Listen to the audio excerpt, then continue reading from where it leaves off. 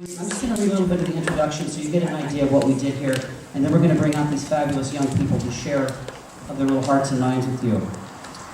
So the CIA met roughly twice a month, and I ran them through a series of writing workshops based on the following themes: rain, love, walking, forts, paths, gardens, and a couple others. We took field trips to the woods, the Connie Hansen Garden, Pacific Books, a glass-blowing factory, the North Lincoln County Historical Museum, and of course the beach, Moe's Beach, where after building an exquisite driftwood fort and writing some spontaneous poetry, we ate pizza together.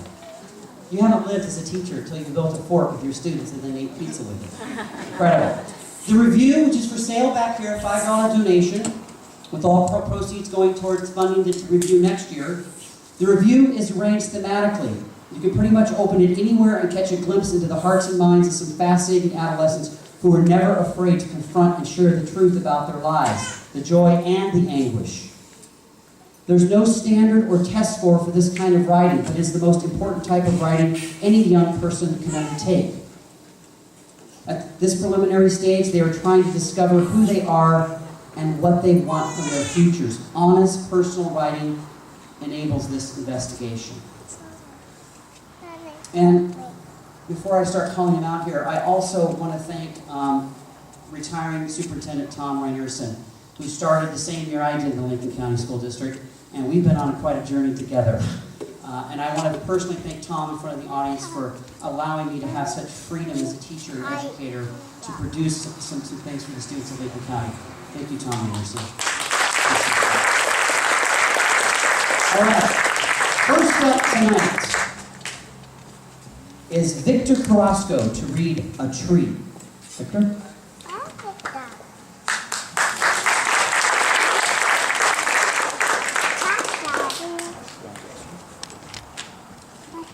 When I went to Connie Hansen's garden, I felt peace and happiness. It didn't show my face, but it did in my soul. One tree in particular gave me this kind of peace. It made my noise into music. It made everything around me seem peaceful. This tree was like a mirror because it looked sad. It reminded me of people how they think they look ugly on the outside but are beautiful on the inside. When I was standing next to this tree, something odd happened. The sun shone on me like never before. The birds stopped singing and the peace became even stronger. Every time I thought of something new, the sunshine. This has become my favorite tree for what it showed me.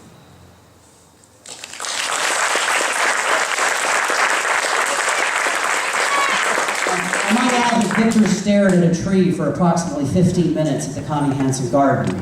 He did not move. He stared at the tree, and that is the origin of that piece. It was really wonderful. Okay, next up is Dakota Watkins reading The Smell.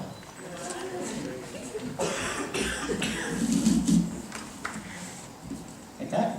Yeah, okay. The smell. Oregon rain is like a fisherman who has died with fish on his hands. It smells like fish risen and rotten crab. Every time I go into the rain, I start thinking about my life, on what I have done wrong in the past and how I could fix it. Rain isn't always bad. It can help you understand sometimes if you just think hard enough. Thank you, Dakota. Next up is Alyssa Roisin. Got it right? Reading True Love.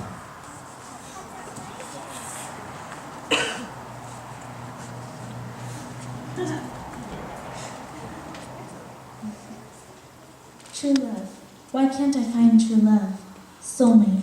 I need a soulmate for my sorry soul. How can I have a soulmate? Sweet talk? That's it. Should I sweet talk someone? Would they start liking me? Just dance, someone told me to do. That will help. But I can't dance alone. I have to have someone to dance with. Should I say, I have a crush on you? No, that won't work. Will I ever be my love's sweet pea? Will I ever have a love?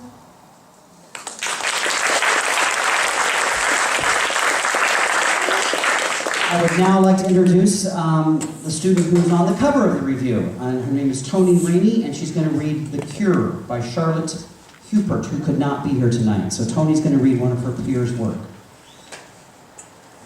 The feeling was hot and toxic, deep in the gut. I don't know I would be this scared as I approached him. I was trying to confess my love for him. my lack of confidence is as it is. Put its hands around my neck and almost choked me to death. He must have thought I was a loser. I changed my schedule to be in all his classes. I studied even harder to make him think I was smart. I changed the way I looked to make him notice me. I started playing sports, a very dumb mistake, to impress him. I guess this was my last moment before I was about to die of embarrassment. He smiled. Oh, how I loved that smile. It was brighter than the sun. He looked at me with those wavy green eyes, and I said, I. My throat had a lump in it. I saw that smile again. I love you, I said. His smile had cured my stutter.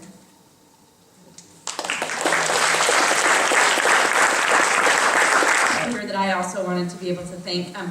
A number of teachers are here tonight, so when we finish up with the reading, I strongly encourage you to take a look at some of the different educational showcase we have on display tonight.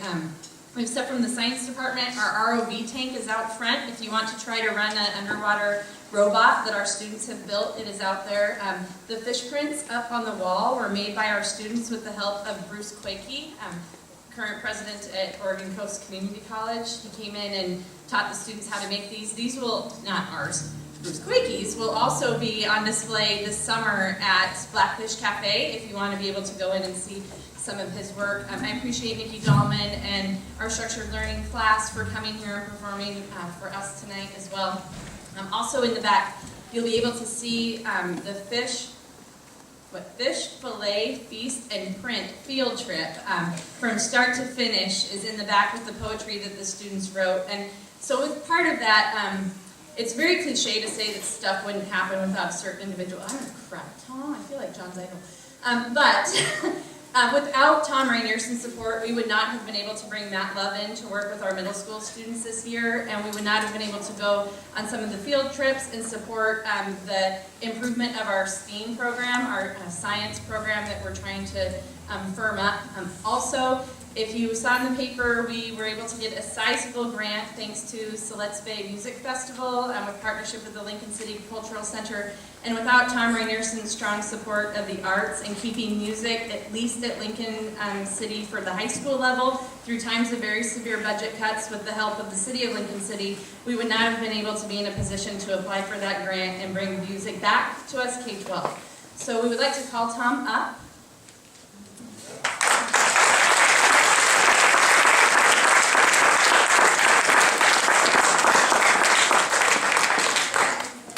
I'll let him open this gift. But when you're in education, you get the opportunity to do things that will change students' lives. And the piece of art that he's about to open, Avery Marvin and I were with the students when they participated in the field trip where they got to go fishing and then they got to learn how to cook thanks to Chinook winds, and then they were able to learn how to make a fish print. And I can tell you that the two boys who made this print had their lives changed just because of that field trip that Tom fully supported so that we could make it happen.